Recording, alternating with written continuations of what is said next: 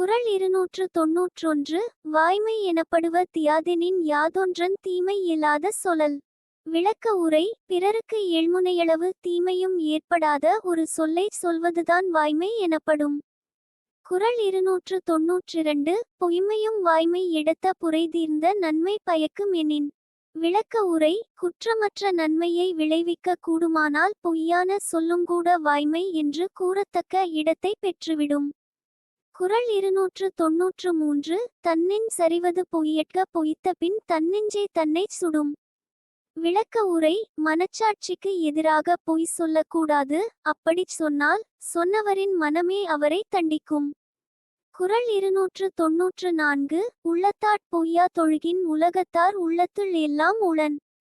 விளக்க உரை. மனத்தால் கூட பொய்யை நினைக்காமல் வாழ்பவர்கள் மக்கள் மனதில் நிலையான இடத்தை பெறுவார்கள். குறள் 295. மனத்தொடு வாய்மை மொழியின் தவத்தொடு தானஞ்சை வாரின் தலை. விளக்க உரை. உதட்டளவில் இன்றி உளமாற வாய்மை பேசுகிறவர்கள் தவமும் தானமும் செய்கின்றவர்களை விட உயர்ந்தவர்களாவார்கள். குறள் 296. பொய்யாமை என்ன புகழில்லை ஈயாமை எல்லா அறமும் தரும். விளக்க உரை. பொய் இல்லாமல் வாழ்வது போன்ற புகழ் மிக்க வாழ்வு வேறு எதுவுமில்லை என்றும் நீங்காத அறவழி நலன்களை அளிப்பது அந்த வாழ்வேயாகும். குறள் 297. பொய்யாமை பொய்யாமை ஆற்றின் அறம்பிற செய்யாமை செய்யாமை நன்று. விளக்க உரை. செய்யக்கூடாததைச் செய்யாததால் விளையும் நன்மையை விட பொய் கூறாத பண்பு பொய்த்து போகாமல் கடைப்பிடிக்கும் அறவழி நன்மை தருவதாகும். குறள் 298. புறந்தூய்மை நீரா நமையும் அகந்தூய்மை வாய்மையால் காணப்படும்.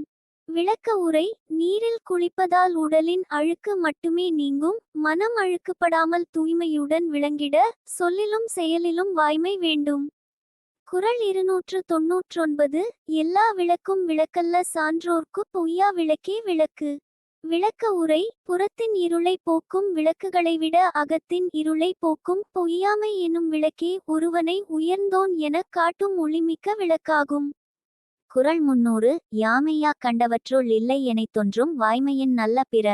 விளக்க உரை. வாய்மையைப் போல் சிறந்த பண்பு வேறொன்றுமே இல்லை என்பதுதான் ஆராய்ந்து உணரப்பட்ட உண்மையாகும்.